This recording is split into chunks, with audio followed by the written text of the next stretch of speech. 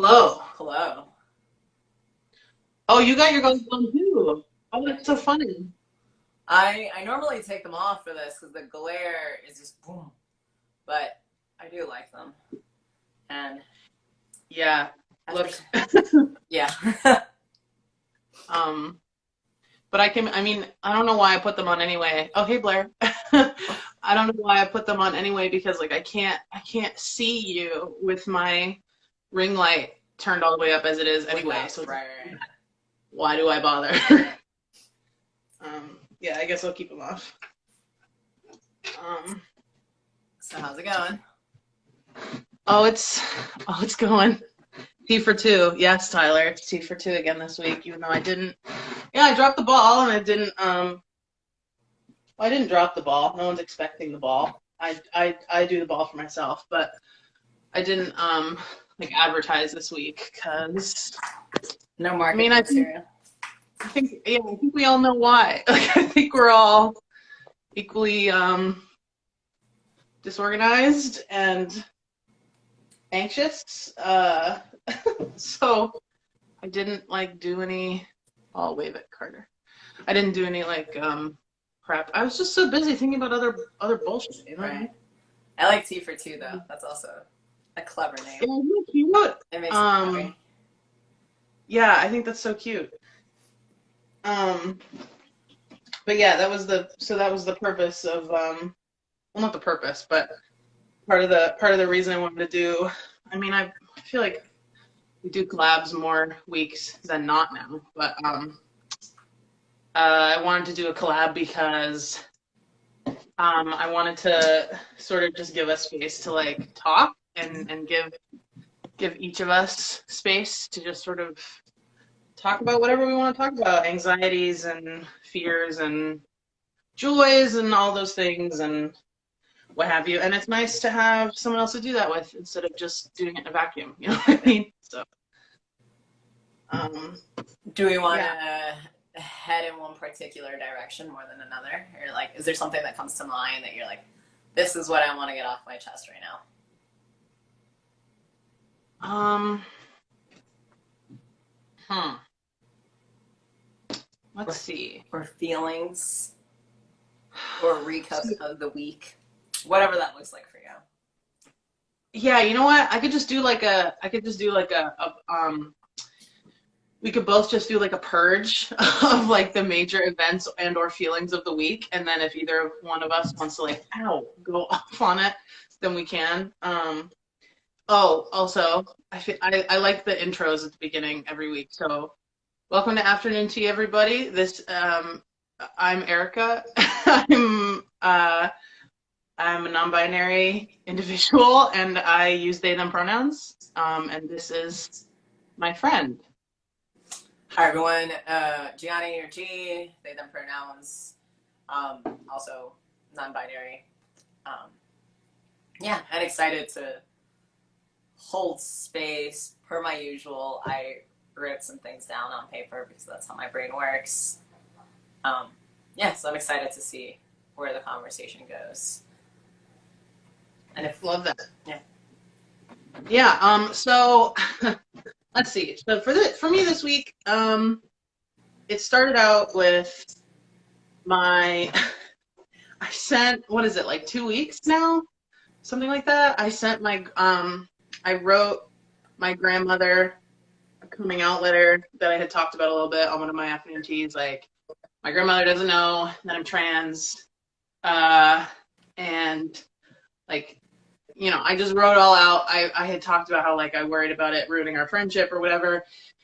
Um, and so I wrote it all out, and I also wrote out she doesn't know that I was assaulted as a kid, so it just felt like something else I wanted her to know. So I wrote it all out. I wrote this like 7-page letter, and I put it in the mail, and it has not gotten to her, or at least I assume it hasn't, because she wouldn't just not talk about it, or I don't think she has a good enough poker face for that. So that was the big thing that's happening. And then and then the other big thing is that I have my top surgery consultation coming next week on Wednesday, and so do you. Yours is on Monday. Monday. um, yeah, so that was like a thing that was on my mind. And then, of course, the thing that's been on everyone's mind for forever, the election. And that happened on Wednesday, and it's still happening. Um, and then I feel like there was something else.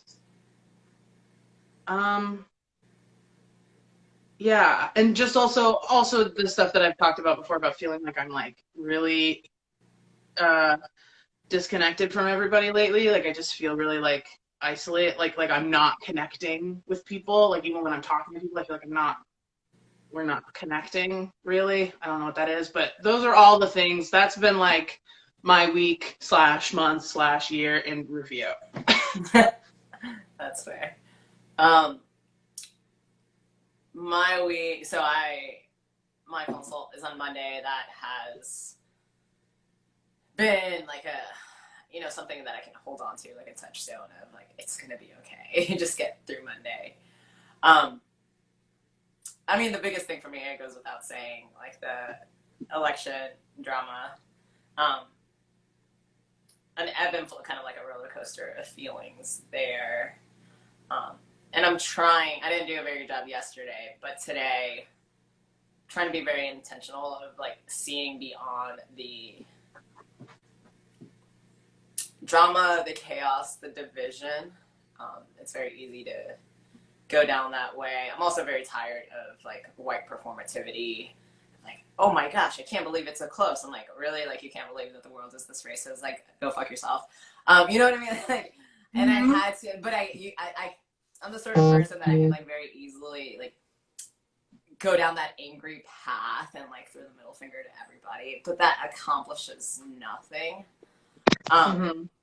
so I have to, and it's weird to have to kind of like rein my own self in and be like, all right, what does this mean? And one of the things that I've been doing to connect like feelings with thinking about the future, both politically, this country, and then like, I don't know, I connected it to the transition is what I'm trying to say. Um, and trying to find similarities between the two. Like how easy it is to like lose people when you like lose community, kind of like what you're saying, like connect, like that ability to connect with people when there's this division of like, oh, you're trans, what is that? I don't know what that means. That's scary. It's over there. That's something that I experienced with my family. Similarly, I've seen a lot of breakdown of like friendships and familial ties when people find out that one person voted one way and not the other. Um, and it's like, all right, like we'll address that, but somehow we will still at some point need to come together as a community. We can't continue the divisions that have been created over the last 4 years and that we're seeing, kind of like in a pinnacle this week. I don't know, I'm just kind of holding space of like, all right, how do we do that? So yeah, that's where I am. Yeah. Um, yeah, I echo all of that. And there's also like I've been trying to be gentle with myself because like I talked to my therapist on Wednesday about how I feel so strange because everyone in my immediate circle was like having like active like anxiety attacks, panic attacks, like crying, like having very visible outpourings of emotion, and I don't, and I haven't been. And then in sort of like a nice moment of like knowing oneself, I guess.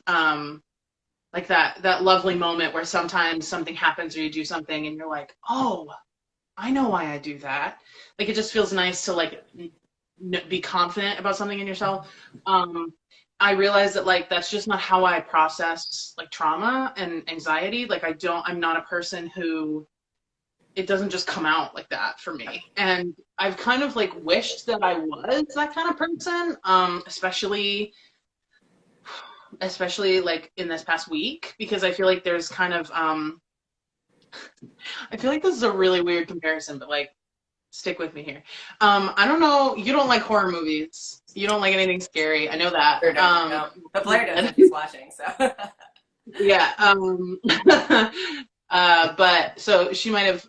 I saw Midsummer. And that movie. There's a scene in that movie. No real spoilers, but there's a scene in that movie where, the main woman, Florence Pugh, is like, she's like so upset, and she's like, she just finally like has a breakdown, and she's like curled up in a ball, and she's like wailing on the ground. She's like crying and wailing, and then all of like these women like surround her in a circle, and they're all like holding her and like wailing together. And I was like, That sounds I like my love worst nightmare. like it was such a like great moment. Like I was like, I want that. I was like, I want to like have a massive breakdown and have everyone else like be wailing and crying with me. But like I just don't have that. I don't do that. The way I react to things is I sort of just like subconsciously like sort of put them away, and I go into rational mode. So whenever anyone this week has been like, oh my God, I'm so freaked out, I'm so stressed out, like I don't know what's happening, like I immediately go into like, okay, well, do what you can control. Like, are you hungry? Are you tired? Do you need to drink water? Like my brain goes to the logical, like practical needs thing, because I can't always like process the emotional stuff. So I've been trying to give myself space for that, where I feel kind of again disconnected from people, where everyone's like actually crying and visibly showing emotion, and I'm just someone who doesn't, and I feel like it makes me feel like a robot, you know what I mean?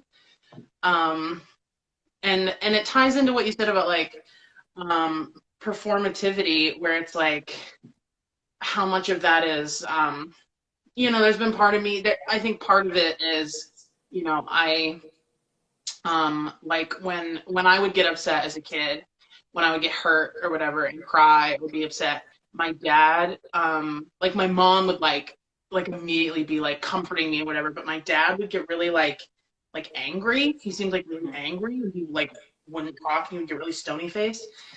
And I realized later in life that like he felt bad, like he was worried for me, or he was upset that I was upset. Like he felt bad for me, but he didn't know how to like put that into action. Like he didn't know how to express it. So he just became like quiet and angry. Yeah. Um, and I think I just learned, I internalized that. And so I'm just not a person who cries. Like I don't cry. I don't have outpourings of emotion like that. But yeah, it's just weird in this time, because I think I'm just naturally inclined now to be like, oh, anyone who's crying or doing that is seeking attention. You know what I mean? Like it's just like it's where my brain goes to, where that's not necessarily true at all. You know what I mean? That Um, is. So I'm the same way. I'm also not a crier, and I haven't seen said movie, but that scenario that you described sounds like a nightmare. I don't want that. You can go cry. Like, yeah, like I would be the first one to be like, no, like here's some tissues. I'll be outside. Um, and I can hold room for people that cry, but I don't know. It just makes me so uncomfortable to cry in front of others, and like it rarely happens. And when it does, like I do feel that like, okay, that was healthy. It came out, but it does not feel good. no, I agree. I just want to clarify that like I want that in like a subconscious way, but like But you can't yeah, get there. Yeah. if someone in front of me starts breaking down, I'm the first one to be like, I don't know what to do. No, but I do think it says something about our upbringing and also culturally. I grew up in like a family where like you didn't cry, you got in trouble for crying. Like that was not something that you did. So now, like it's kind of like an ingrained behavior. I think like people's reactions right now, it worries me because I think that people like see the election as the end all be all. Like, okay, so Biden wins, and all right, like we did the thing, we're done, and that's also not true. And that's my problem with a lot of like the way that people are, like as if all the stakes are on the election. And I think the election is just which puppet do we have? There is a lesser puppet and a more evil puppet. but that's kind of it. Like, there's so much more work that needs to be done after the election. You know, like whether Trump wins or Biden wins, it doesn't matter. Like the structural issues are still there, and I think a lot of people are losing sight of that in a way that makes me uneasy. Um, a Biden victory is not a blanket victory, and I don't think that's a conversation that people are. You know, maybe they don't have the space for it, and I respect that because it's been a heavy week. But I really hope that people don't lose sight of that. And I think that's where, like, it's been difficult for me to engage with people this week, because it's like everything is the election and nothing else, and I think that's inaccurate. It's also kind of problematic that 70 million people still voted for Trump. I think white people especially need to sit with that one. Yeah, and I feel like you're seeing this again, binary. There's this sort of like binary thing around the election as there is in most things. You know, humans like to do it. They like to have one thing or like this thing or that thing. And exactly. I feel like we're seeing all of this like you know, Trump is bad, Biden is good. And it's like, and we even saw it with, you know, someone like Obama, where it was like everyone is now like harkening back to a time where we had Obama in the White House, and like when Obama was elected, like, you know, people were celebrating in the streets and stuff. And it's like, yeah, I mean, I guess so. Yeah, but it's still like Biden is not the biggest piece of political shit ever, or Obama is not, you know, Trump. But it's like you were saying, it's like the structural shit is still there, and the person who is the president they don't do. It's almost like they don't do a ton politically, really. Like they're a figurehead. They're a speaker. Like what Trump has done, like he's not done more things than he's done, really. Um, it's all the stuff underneath. It's like Trump has inflamed just by talking, like all of the racist, homophobic, all the ists, all the isms in people, but he doesn't have to like put anything into law to do that. You know what I mean? Like, and he can still do that even when he's not president. Like, you don't have to pass laws to do that. All he has to do is tweet and like make speeches and people hear them. Like there's more power in that, honestly, than in any political thing that they're doing, because the more pressing political action comes from Congress and Senate and the House representatives. You know what I mean? Like it's from there. And it's so, again, like you were saying, like it's so deep rooted and it's so complex. And it's like, even if fucking like Bernie became president, like all that shit is still there. It's still under there. Right. And yeah, that's the thing I've been grappling a lot with, is how people don't seem to understand. They can't put together the micro and the macro. So it's like, for instance, I've been thinking about someone like my mom, where it's like my mom supports me in the way of like, she tries to hear me out on top surgery stuff and paying for stuff if I need it and offering to pay for tea and all these things. But she isn't doing, I wouldn't say she's doing her best to support me in the way that, like, you know, she still misgenders me. She's still like, I asked her to join some like parents of trans kids Facebook groups to like, my therapist suggested it to like get the pressure off of me to constantly explain everything to her. But I keep asking and she hasn't like joined them. She's like, oh, I'm sorry, I'm so busy. And I'm like, yeah, okay. But these people don't understand that like, it's kind of like the I have a black friend thing. It's like she supports me as a person, but she maybe could have, I don't know who she voted for, but I don't want to know, because it's like she could have voted for Trump, and I don't think she understands that a vote for Trump is deliberately not supporting me. You know what I mean? And some people cannot understand that together, because they're like, well, I respect you and I use your pronouns and I this, that, and the other thing. And it's like, yes, but you have to understand, like, politically, you have to, like, how you vote affects whether or not I can get health care and things like that. Like, Right. it's weird how people don't, like, understand that. You know what I mean? And that, I mean, and I think that those sort of conversations and, you know, shortening that divide of what exactly you're saying, I would like to believe that there's greater impact there than, you know, let's tear down or, you know, whatever else. And like, trust me, like I'm the first one in line to go tear down.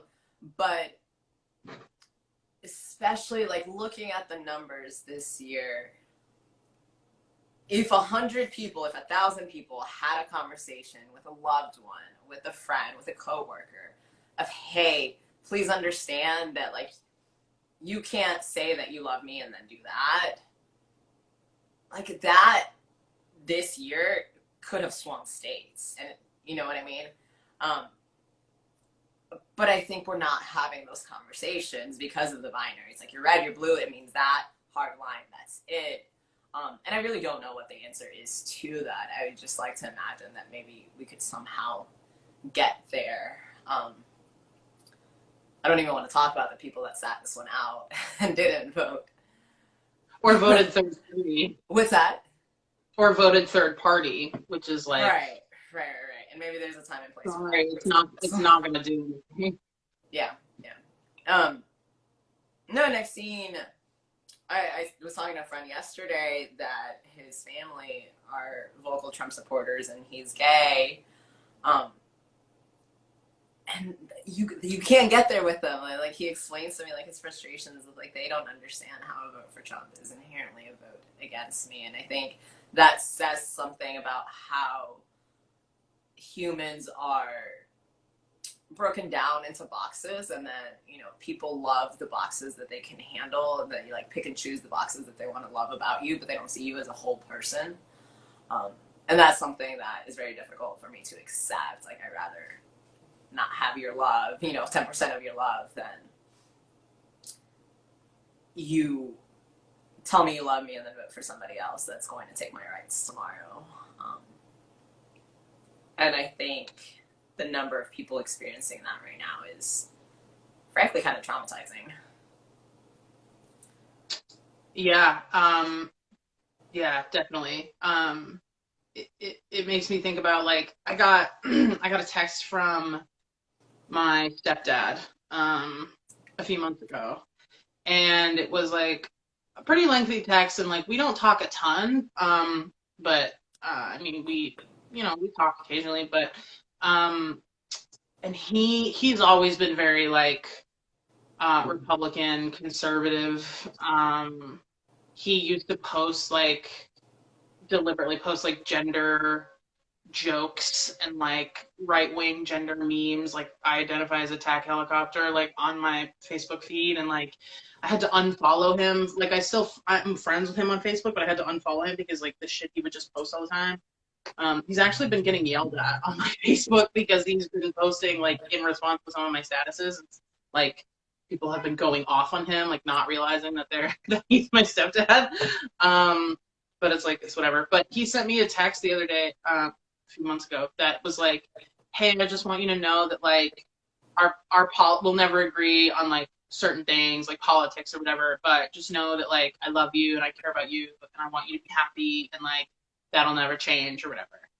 And like I fucking hated getting that text because it puts me in such a shitty position, because it's like, how am I supposed to receive that? Because it feels like I'm supposed to just then forgive all of your sins that you will continue to perpetuate because you apparently care about me. But it's like, you care about me in the way of like, you don't want me to die, I guess, but you don't actually care about me in the way of like validating my gender and validating my pronoun and not posting harmful things that you just post to upset me on my Facebook. And like that's my mental health. Like that deliberately contributes to whether or not I stay alive. Like, I don't understand how people, it's so performative and it's so like, you have to excuse everything that I do to you because I love you. And it's like, that's such bullshit. There are so many, like, I know so many people who live with abusive or have abusive families and parents and shit. And it always comes back to that, like, but I love you or I care about you. And it's like, so fucking what? Like, you have to do more than just love me. Let's You say, have to right, love right. I me. mean, You know no, what no, I no, and mean? that is exactly it. Like, how is it that you love somebody if that's what you do? Because like what those sort of statements, like what I think of is like, I'm not racist, but you know, like it's I love you, but I'm gonna go do this. Like, but do you love me then? And it's how, especially in close relationships like that, how do you hold others accountable? Like, so that actions match what they're saying. And that's something that like I've been like a question that I've thrown around. I don't know the answer, and I think I'm sure it looks different for different people. Um, how like in your case, like how do you respond to something like that? What do you do with that sort of text message? How do you proceed? How do you say, okay, but like show it to me in these ways, and people follow through on that? Or the flip side of that, if they don't, like, if you can't hold somebody accountable for, okay, show me how you love me, I think we need to be able to hold boundaries with those people, so that it doesn't become a toxic relationship like it so easily can, because that I love you somehow, like exactly what you're saying, like excuses everything else. Um, I don't know what the answer to that is. I think I think for me it's just really become like to love somebody and to really care about somebody is to be willing to question what you believe and like change your behavior. You know what I mean? And that doesn't have to be like all you do is read and research about gender or race or whatever 24 hours a day, but like you have to do things. Like you have to show it. And it gets, and it's like you said, like, what is the answer? Because it's like, are you really going to spend all of your time talking to your loved ones, trying to cure or like make them anti-racist or make them anti-Trump or whatever? Like if we spend all of our time doing that, it's like, and then you have those conversations, and then say, I'm sure you have these conversations where you start to get into the like really get into the weeds about like some deep shit about politics or what have you, and then all of a sudden the family member's like, okay, well that was really intense. So what are we doing for Thanksgiving? And you're like, We're not done here. yeah, I'm like, I don't know. Like it just. I don't know. And then yet I still have that yearning to like be with family. You know what I mean? Like I feel bad that I probably won't be able to spend Christmas with my mom, even though I have a lot of shit like, you know, around all of that. Like it's like, it's so annoying. It's like so, especially because my brain just wants to be like, it's like the binary thing. My brain is very like, my brain likes binaries. My brain likes concrete things. My brain likes understanding things. I don't like open endings. I don't like ambiguous shit. Like I like things to make sense. And like nothing has a concrete answer in it. Sucks. And that's been like the big, I think that's been the hardest thing for me, honestly, since like even the pandemic started and I started transitioning. Is just every day is like, why don't things just make sense? You know what I mean? I mean, I don't know that that's gonna go away. When I know it. Right. I don't know. I think it's easy to default to binaries. They're comfortable, they're familiar, they're clear. I would like to say that sometimes I don't mind ambiguity, is that how you say that word? Um, because it just leaves room for more.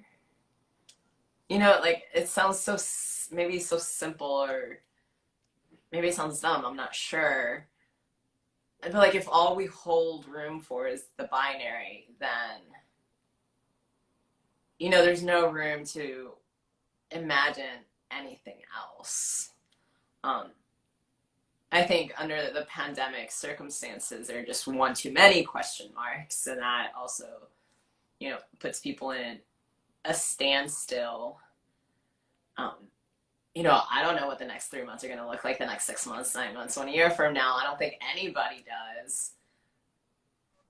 But that question mark also means that maybe something other than the bullshit that we were living in 1 year ago, like maybe it'll be something else. I'm not currently convinced that it'll be something else, but a question mark maybe allows room for something else to exist, if that makes sense.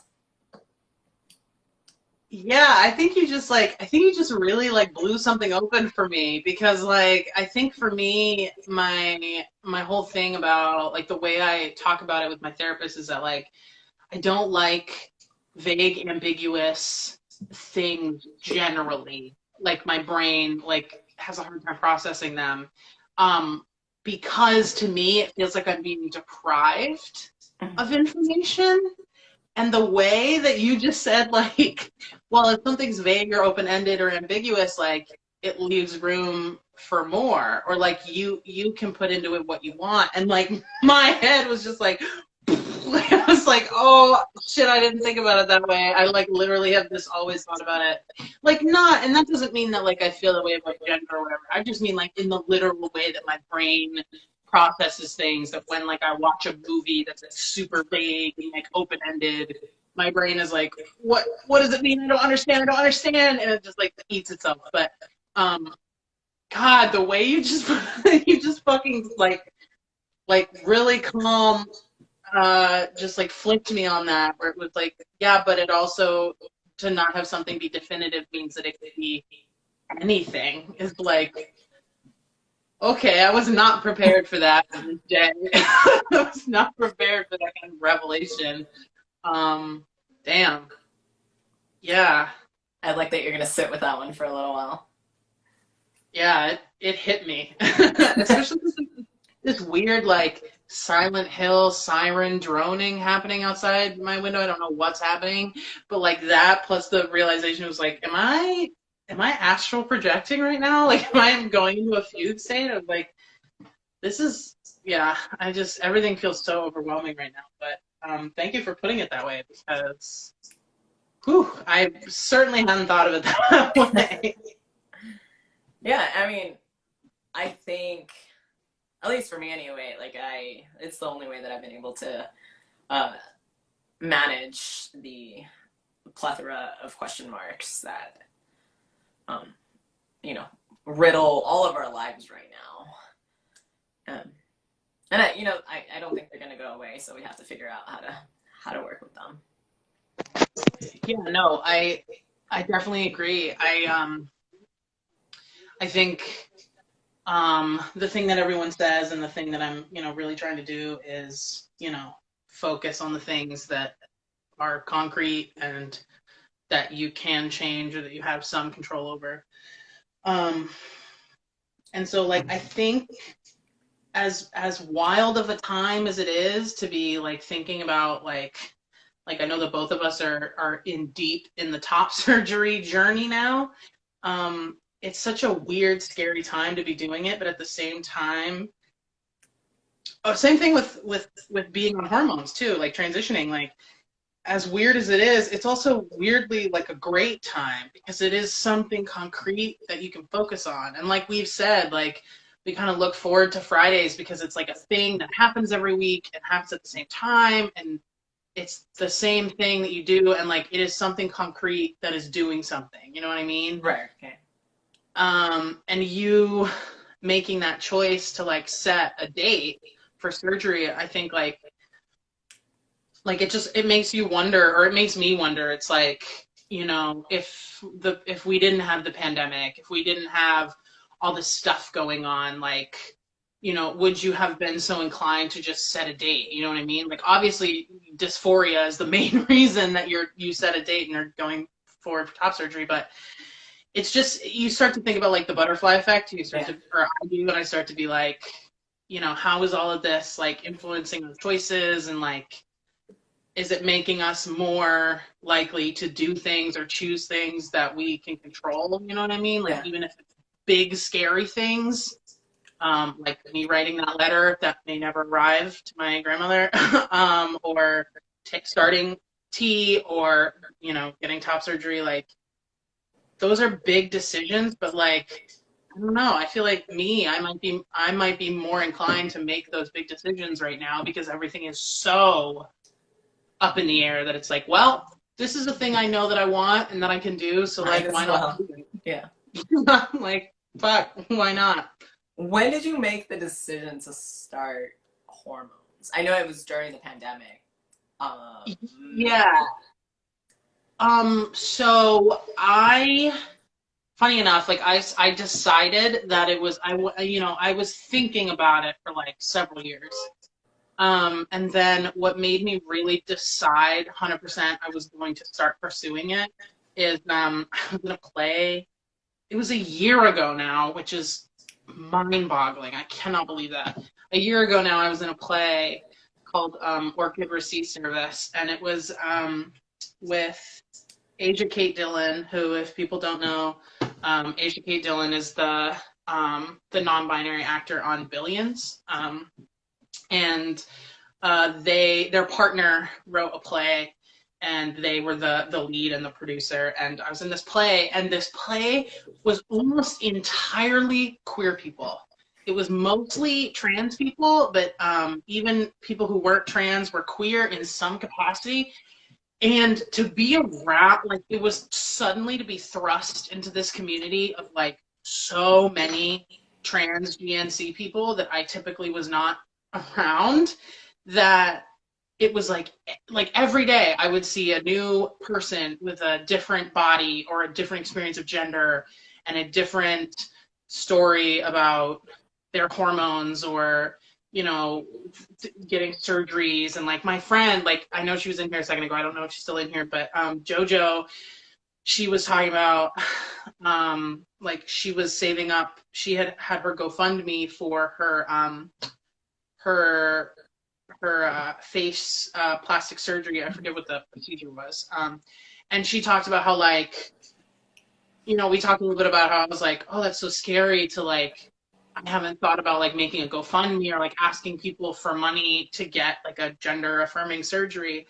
And she was like, well, I did it before and I'm doing it again because like it's something I have to do. And like, I need to be okay with asking for help for something that I know people want to support me with. And she was just like doing it, and people were just like doing it and living their lives. And some people weren't on hormones and some people were. And it was like, it's just like really being in that community, like really being in a community of people that, you know, share experiences with you, even if they share them differently, was like,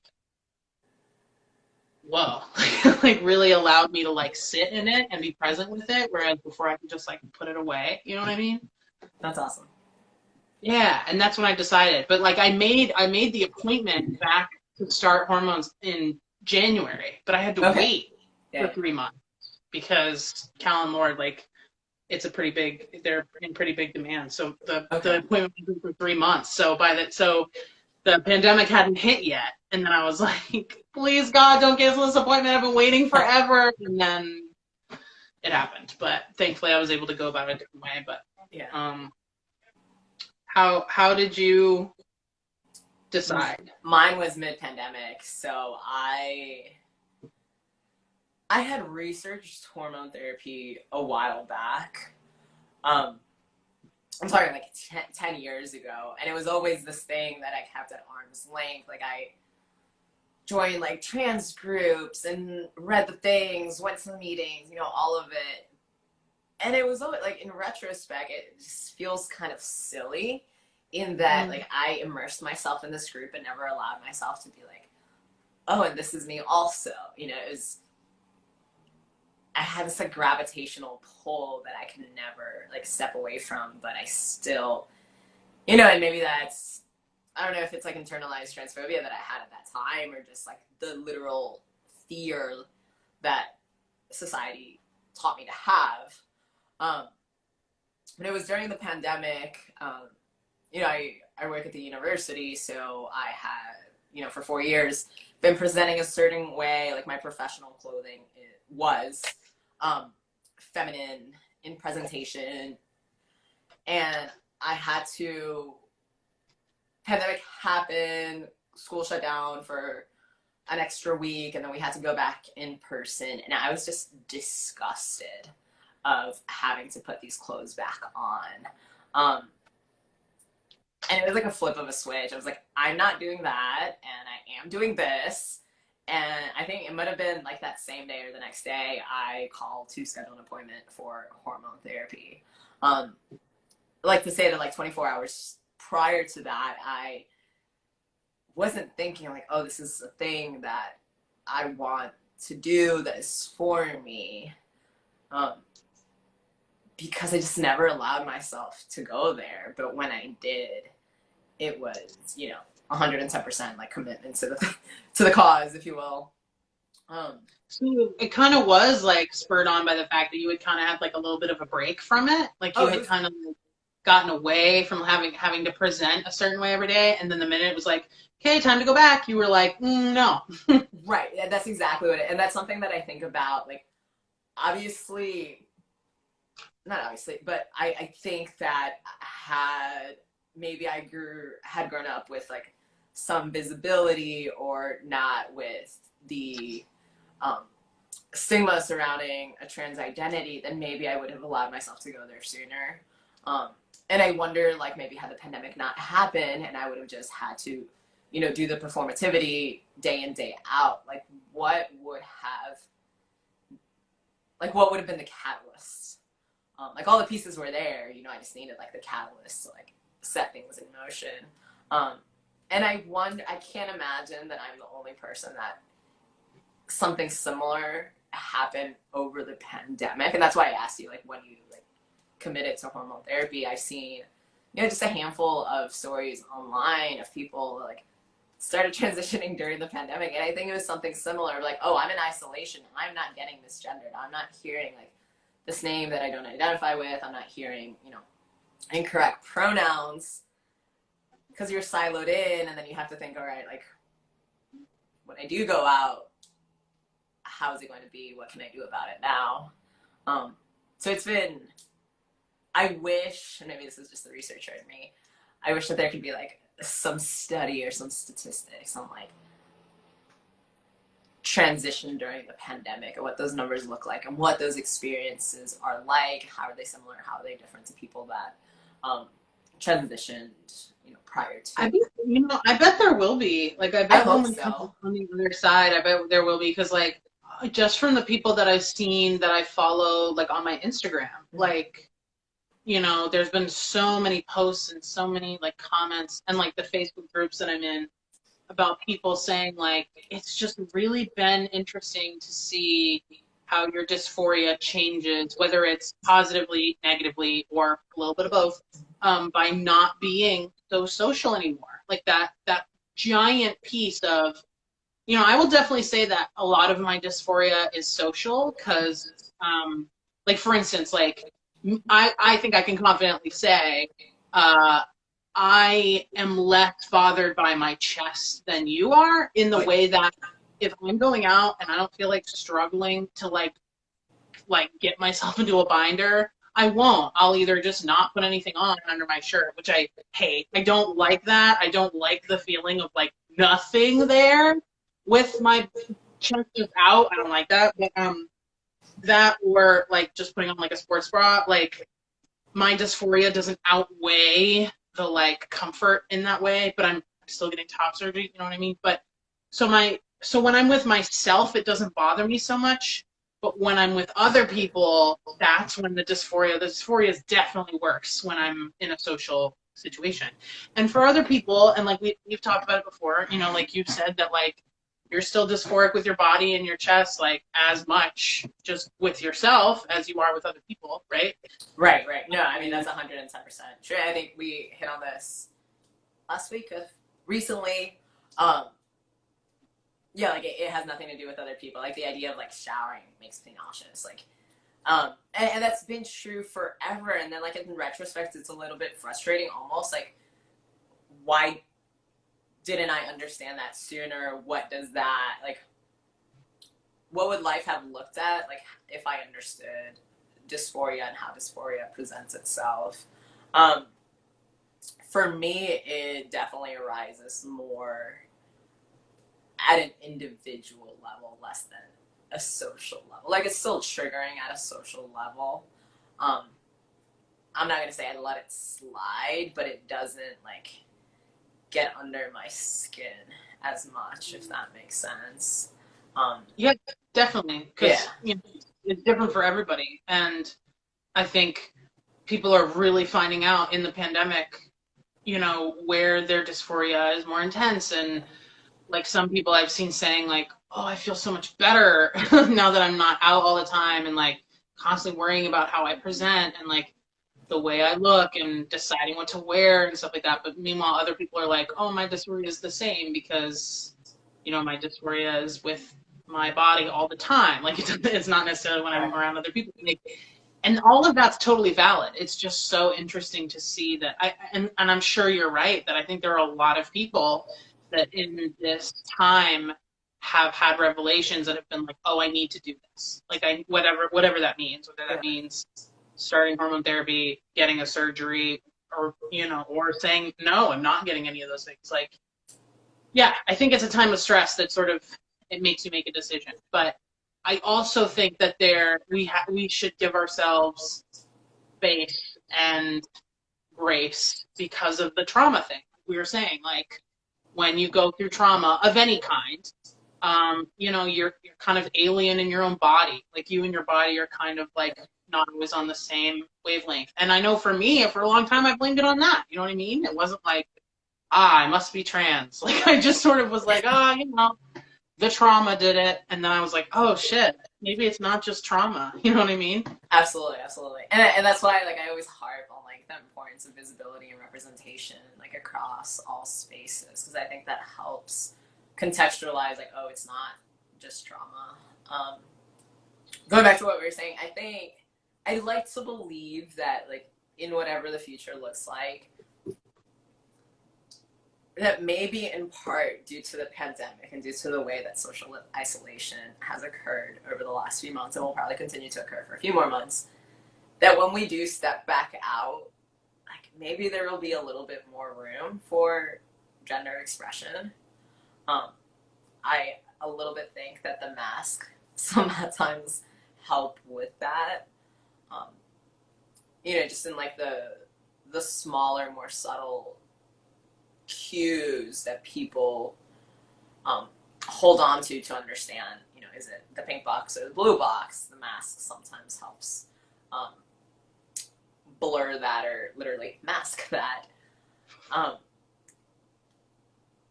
For better or for worse, I have heard people say like, oh, I feel more comfortable just leaving the mask on because I'm not read in the way that I don't want to be read. So there's that piece. I also think that like people just want to be with one another. I hope that people want to come together with one another, and that there might be a little bit more room to like let go of the bullshit and let go of like, this is how it has to be. This is how you have to perform. But I don't know, like going back to like the question marks of the future and the ambiguity, like I like to place a little bit, I try to place a little bit of hope in that, in like reimagining a more expansive future. And trust me, I'm not one for positivity, so like all of that is really hard for me to imagine, but I just, like I'm not accepting this idea of like the new normal. Like, no, like we are in a position like of reimagining a world, not through a presidency, but just through like humans. Like every single human has had a lot of time to themselves to reflect on whatever it is. Like not for everybody has it been gender, but I would like to think that people have reflected and just want to come out of this and embrace community in a way that they had not previously embraced it.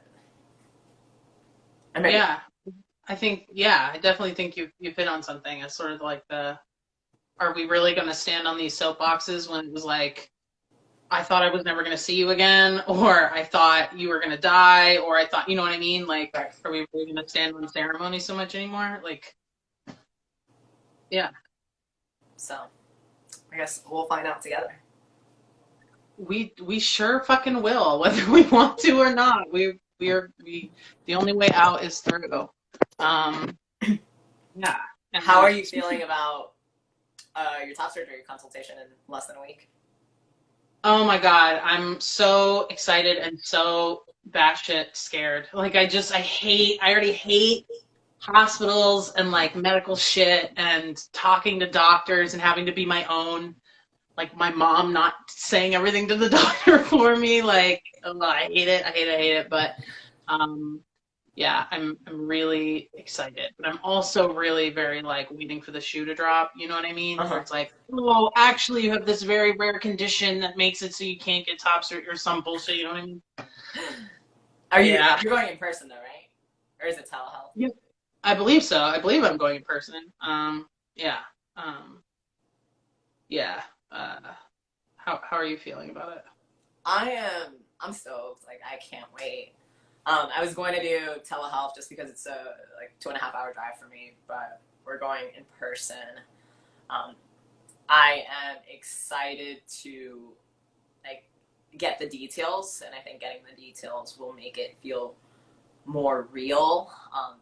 It'll also like crush my heart when they give me like the final number that I need to pay in less than 2 weeks.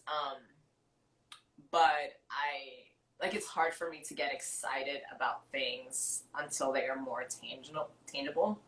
And Oh, same. the consult will make it more tangible. And I think that's also part of like why I wanted to go in person, because telehealth appointment is great, but I am on Zoom all day, and there's just this intangibility to that. So being at the place, meeting the person, all of that, I think it just feels really exciting. My mom does not know that I am getting top surgery, and that is something that hurts more than I expected it to.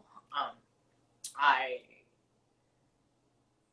wholly expect everything to turn out well, but if something were not to turn out well and somebody had to call my mother, like, well, this is what happened to your child, like that kind of sucks. Like I would have preferred to be the person that lets her know, hey, I'm doing this. But she's not ready for that conversation, so we're going to proceed. I'm not going to stop living. I'm not going to stop pursuing my happiness because she disagrees. Yeah. That's a big decision. That's really big. I know it is. And I hate that you have to make it, but at least, you gotta do what you gotta do. You know what I mean? Right. I feel like most people will respect you for that. You know what I mean? Mm-hmm. Yeah, and what you were saying about the GoFundMe thing, it's kind of funny. Like, I was in similar shoes. Like, fuck, like, what do I do? How do I find this money? I wasn't necessarily thinking that was going to be the first option, but at some point I was like, you know what? Like, I don't have much of a community. I can't do this on my own. So, like, here's to trying. And the people that are going to, like, rise up to the occasion. Like, that's been pretty awesome to watch. Yeah, it is kind of awesome to see people that you don't know, you may never know, just like coming out to support you. Like, right. That's pretty wild. We love to see it. These new syringes, sorry, this is off topic, but these new syringes are really confusing to me because the part that I dropped the T is not flat. It's kind of like a trapezoid or whatever, so I can't tell like where I'm supposed to draw to, like what's supposed to be. I'm like, Is it here? Is it here? I mean, it's already such a small amount. It's like, does it even matter? I just don't even know. I'm just always still convinced that I'm like doing it wrong somehow. Like I keep waiting for a doctor to like come to me and be like, Erica, you've been injecting your testosterone wrong this whole time. And don't say that as we're getting ready to. It's unnecessary anxiousness. No, I'm so sorry. Yeah, it's just my anxiety. Like, literally, it's not. You can't. It's pretty hard to fuck up, to be honest.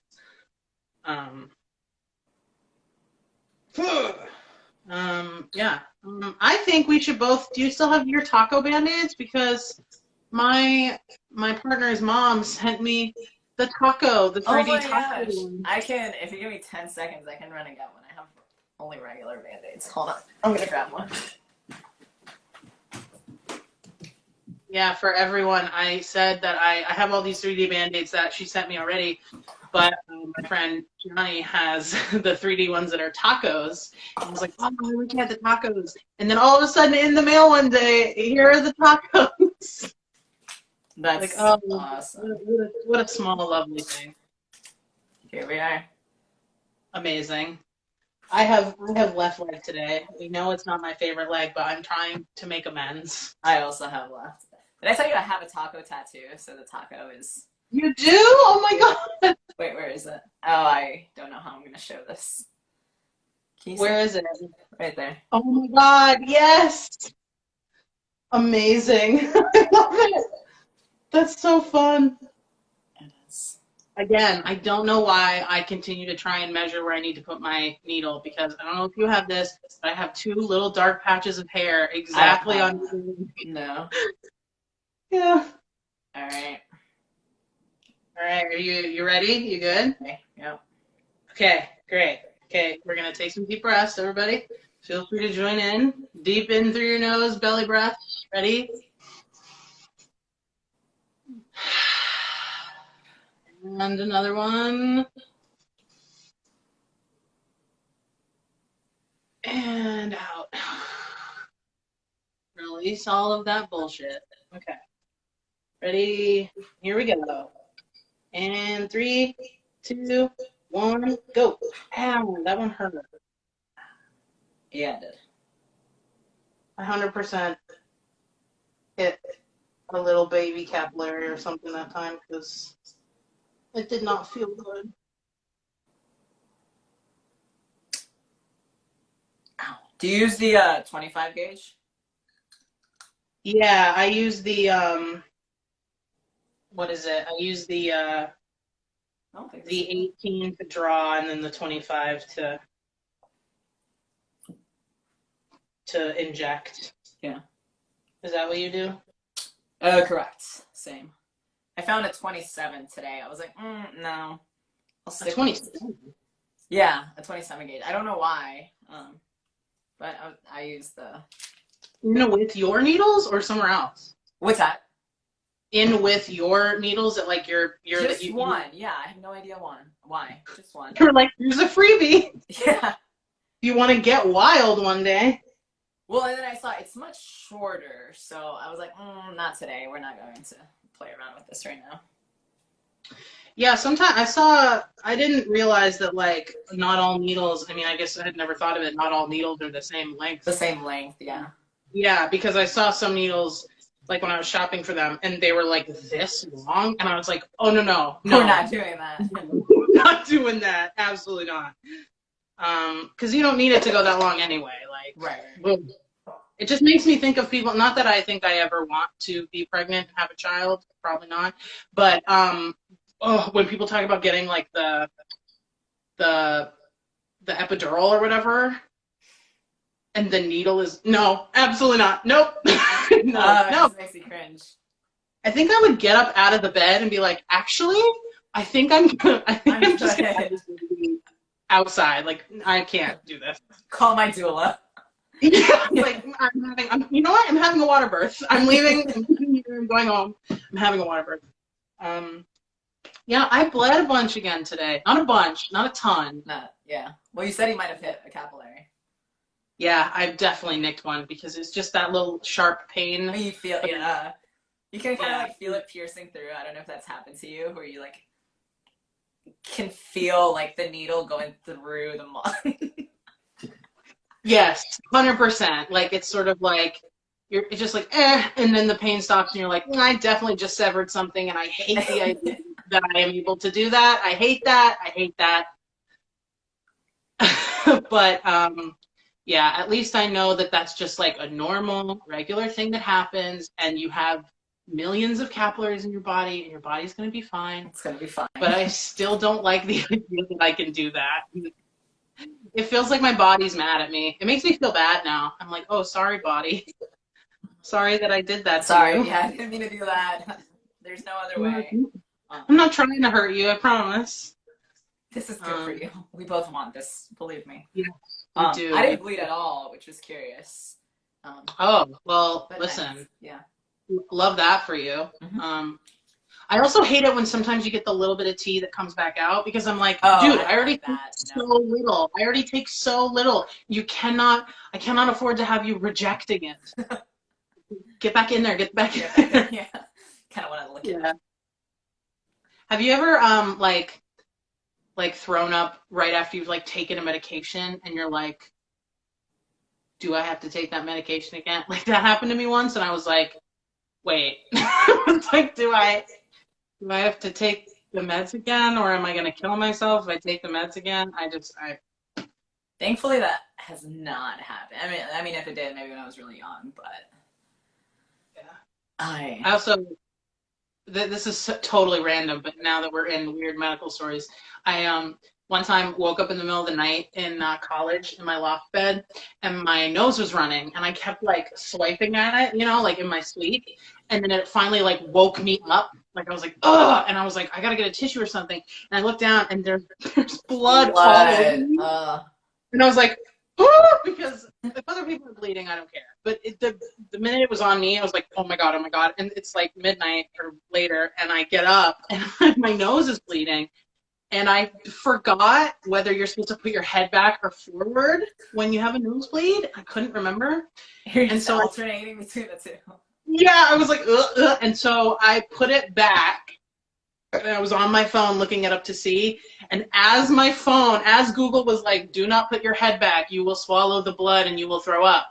As I read that, I was like, like literally had to run to the bathroom and was sick, which was just like, that is like everything you need to know about me is that story, that story of like, it's exactly why. It's like, why did I choose this for myself? Why did I choose to shoot myself up every week and I'm going to get surgery? And I mean, I didn't choose it, but whatever. That's something that's important. I mean, I was having a conversation with somebody yesterday. I was like, trust me, like nobody chooses this. Like it's not like there's no reason anybody would ever sign up to like follow this path if it wasn't actually like their truth, like their reality. Like trust me, we have invested multiple hours, sleepless nights to get to this point. It's hard enough, and then society just makes it so much harder. And the questioning of like, what are you doing? Are you sure? It's just so unnecessary. Like, yeah, I don't know why I the conversation.